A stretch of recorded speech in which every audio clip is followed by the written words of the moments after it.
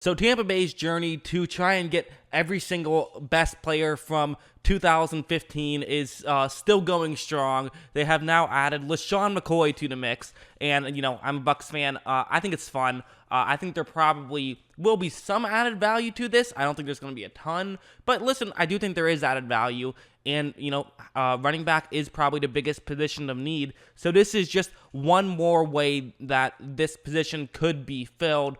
Especially if there have, listen, with the coronavirus, you don't know who's going to be dropping out. You might need more depth. So getting somebody here, even if he is 32, it can still, I think it can add some value. And I think that McCoy, he still has some football left in him. Let's just start off with this play. This is going to be in the week 1 matchup against Jacksonville. What's going to happen is that you're going to see the left tackle and is going to have a one-on-one matchup, and then there's a double team with an interior lineman. They also pulled their right guard over to block 44 right there, and then McCoy just tried to shoot through that gap. That's the way this play is supposed to work. And right when the ball is snapped, watch how McCoy is able to just so quickly get through there. He's so shifty and he's so fast, and it's those two things that he still has. He still is a very quick player, and he still has good vision. He still makes his decisions quickly, and he still does have that quick acceleration, which is the first, second, and third most important thing in a running back is how quickly do you accelerate. He still accelerates quickly. Again, do I think that he's going to be able to be an 1,000-yard rusher for Tampa Bay? Probably not. No, but listen. If you look at his numbers, they actually were surprisingly not that bad. He had only 101 attempts, but he rushed for 456 yards. 465, not 56. But that's 4.6 yards per attempt. Pretty good, and definitely not that bad whatsoever. That doesn't feel washed up. A lot of it was because he had 10 attempts in week 1 for 81 yards. Since then, it definitely dropped off a bit. But even with that, it was still a pretty decent campaign for him for a 31-year-old.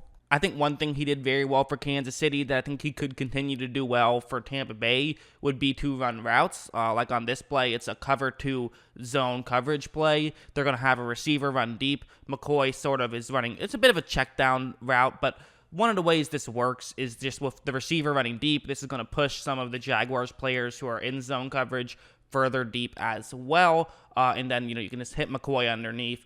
He can try and gain some yards. That's the way it's supposed to work. And again, what's going to happen here is McCoy's speed is going to be taken advantage of. And watch how he gets to his spot quickly enough that Mahomes is able to hit him, and he's able to gain some yards and gain the first down just like that. He had to have a cut in that route, and he was trying to run quickly, but he was able to do exactly that. And that's a route you see a lot in the Bruce Arians offense. I mean, I think back to the days that, Bruce Arians had David Johnson with the Cardinals and how they were able to sort of work together like that, largely because of routes like that. And I also, obviously, Tom Brady, he's someone who loves to throw to a halfback as well. Sort of the mindset of, you can't go broke making a profit, just get the ball down the field. And I think McCoy is the kind of guy who he can maximize that profit, so to speak. And it's not just check down routes either. I mean, like a play like this, it's a cover 3 zone. Again, a receiver runs deep, which is going to push a Chargers player further deep.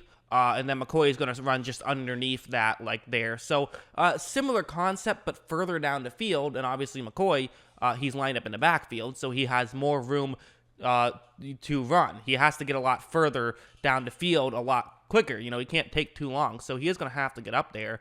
But watch this route, and first watch how he totally goes up towards the middle and then runs down as well. So a really well-ran route to make the catch. It wasn't just him getting there quickly, but also when he started, how he sort of ran straight up like that at a certain point, that sort of fools the Chargers players and doesn't allow them to actually know exactly what he's doing until it's too late. Again, he has that sort of veteran mindset of he knows how to run routes, even though he is a halfback. He's been doing it for a while, so there's already that advantage. But on top of it, I still do think he is fast enough that I think he adds value. And again, That's the point of this video. I'm not trying to sit here and say McCoy is someone who is going to end up being this superstar player. I don't think he's going to be a 1,000-yard guy, but he was. I can see him being a 500-yard guy, maybe a solid number 2 back, or maybe even number 3 back. Also, I'm not sure if you can hear this in the background.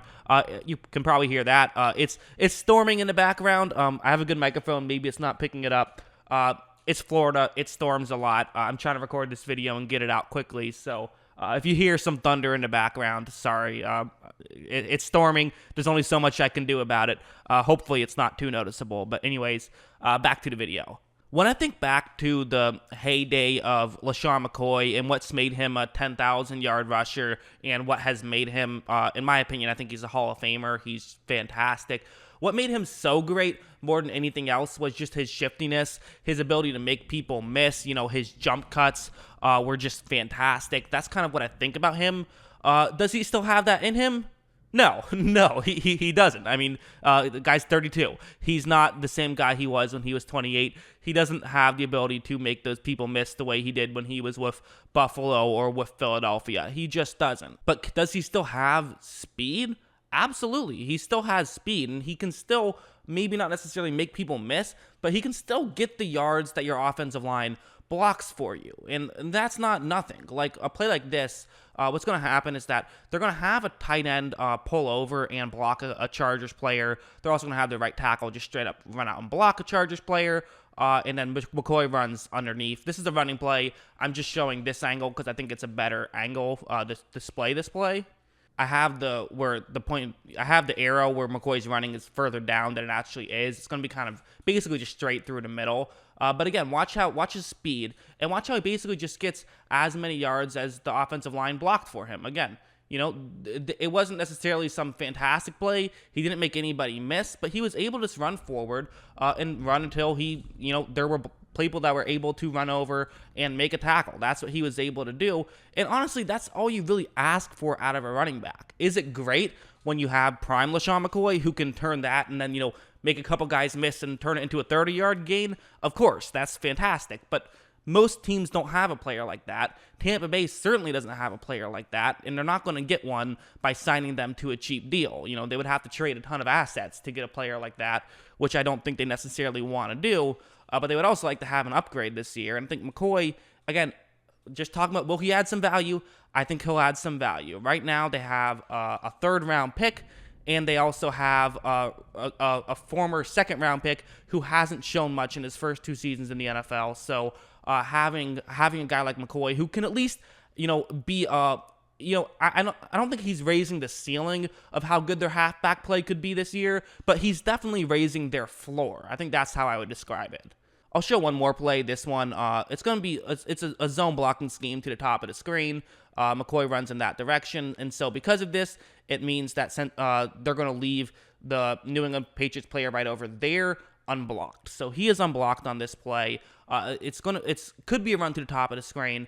But if McCoy doesn't like anything that he sees, his last option on this play will be to cut down. And watch, I'll show you. Right when the ball is snapped, you notice that, he doesn't love anything he sees. So he's going to try to cut in between those 2 New England players, this is basically his last option. The way you'll often do this is you basically make your reads right to left on this play. So McCoy's right to his left. So, top of the screen to the bottom of the screen.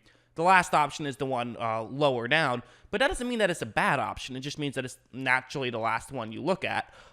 And so McCoy is going to try to get through there. And, in his prime, he probably gets through there, makes everybody miss, and then goes to the end zone, buys a lottery ticket, and wins the lottery. But he's not quite that player now. So what he's going to try to do is still the same thing. Run through there. He can't get cleanly through there, but he's still able to run through and pick up a good gain on that one, and you can't ask for much more than that. So again, is he the human cheat code that he once was? No.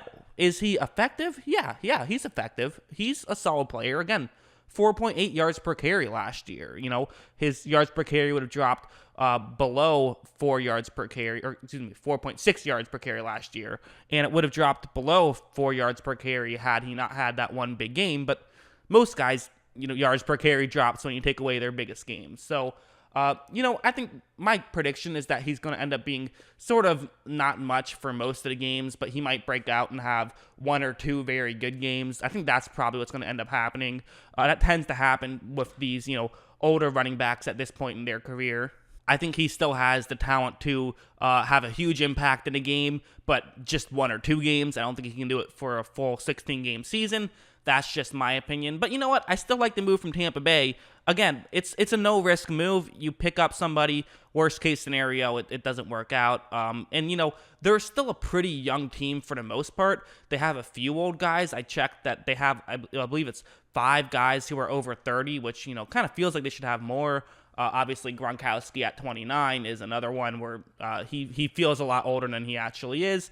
But, for the most part, they have a lot of young guys. Might as well get another veteran on there. Someone who, listen, he just won a Super Bowl last year.